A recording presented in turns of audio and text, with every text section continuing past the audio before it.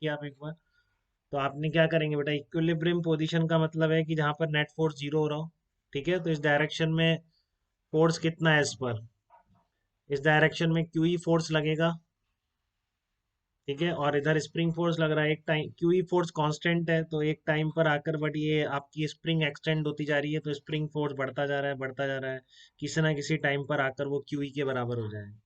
ठीक है ना, जब वो क्यूई क्यूई इधर लग रहा है, जब आपके स्प्रिंग फोर्स बढ़ते बढ़ते किसी क्यूई के बराबर हो जाएगा, उस एक्सटेंशन ऑफ द स्प्रिंग को क्या बोला जाएगा, इक्विलिब्रियम पोजीशन बोला जाएगा।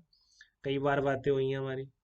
तो आपका एक्स इक्विलिब्रियम कितना निकल के आ जाएगा, क्यूई बाई के निकल के आ जाएगा।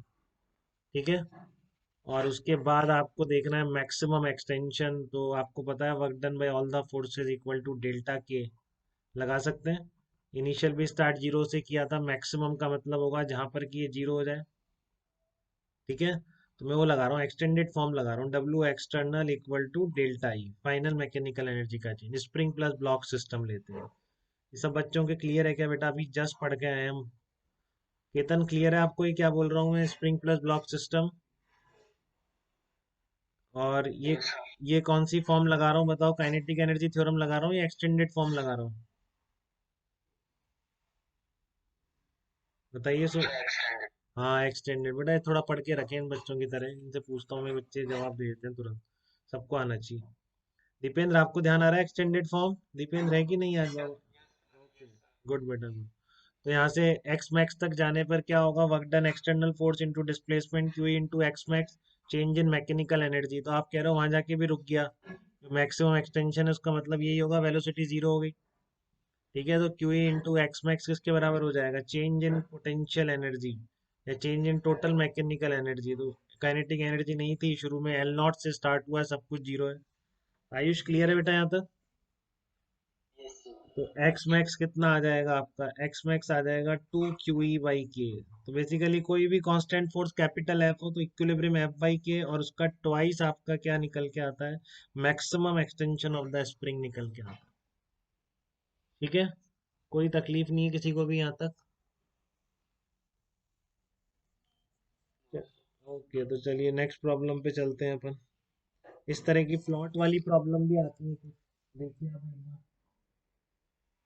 इस तरह से प्लॉट पूछ लेता है कि बताओ, बहुत ही कॉमन प्रॉब्लम है, सबको आनी चाहिए, एक बार देख लें मेरे साथ ही। क्यू और क्यू चार्ज रखे हुए हैं, तो बताओ एक्स के साथ, यहाँ पे ओरिजिन मान लिया, तो एक्स के साथ फील्ड इंटेंसिटी कैसे वेरी करेगी। ठीक है ना, यहाँ पर भी क्यू चार्ज है, यहाँ पर भी क्यू चार्ज है, किसी पोजीशन एक्स पर फील्ड इंटेंसिटी एक्स के साथ कैसे वेरी करेगी। तो आपको ये तो समझ में आ रहा है कि बीच में फील्ड जीरो होगा। ठीक है ना, और डायरेक्शन समझ में आ रही, जब आप इसके पास जाएंगे तो इसका डोमिनेट करेगा, इसके कारण डायरेक्शन इधर होगी। और जब आप इसके कारण देखेंगे, इसके कारण डायरेक्शन इधर होगी। ठीक है ना, तो आप प्लॉट बेटा एलिमिनेट करना सीखें, सबसे इजी प्लॉट के क्वेश्चन होते हैं फिजिक्स में, मान के चलिए बिल्कुल फैक्ट है। आप उनको एलिमिनेशन ढंग से सीखिए आप उनको। तो जैसे यहाँ से दिखा आपको, इस तरह से चल रहा है, एक्स के साथ फील्ड लिखना है, और फील्ड इंटेंसिटी वेक्टर क्वांटिटी होती है, और एक लाइन के अलॉन्ग लिख रहे हैं, तो एक को पॉजिटिव नेगेटिव ऐसे लिखेंगे, ध्यान रखेंगे इस चीज का।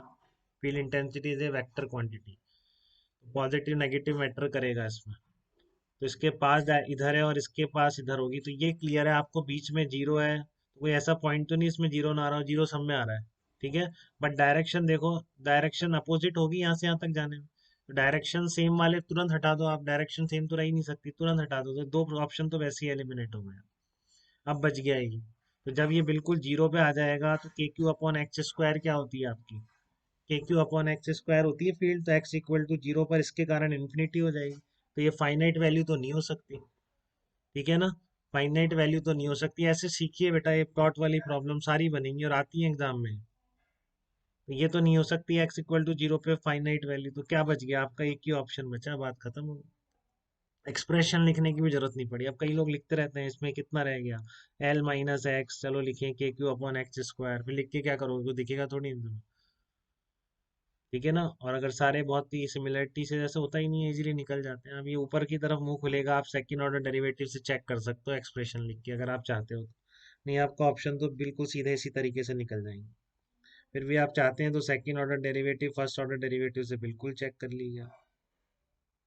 ठीक है, क्लियर है। फिर इसमें आते हैं मैकेनिक्स से रिलेट होके बहुत आता है, इसलिए मैंने सारे वो फैक्टर्स लेने की कोशिश कर रहा हूँ जहाँ जहाँ ये इलेक्ट्रोस्टैटिक मैकेनिक्स से बहुत ही रूटीन कोर्स में रिलेट होती है। ठीक है। जैसे स्प्रिंग ब्लॉक प्रॉब्लम बताई मैंने आपको, ऐसे रोलिंग भी बताऊंगा।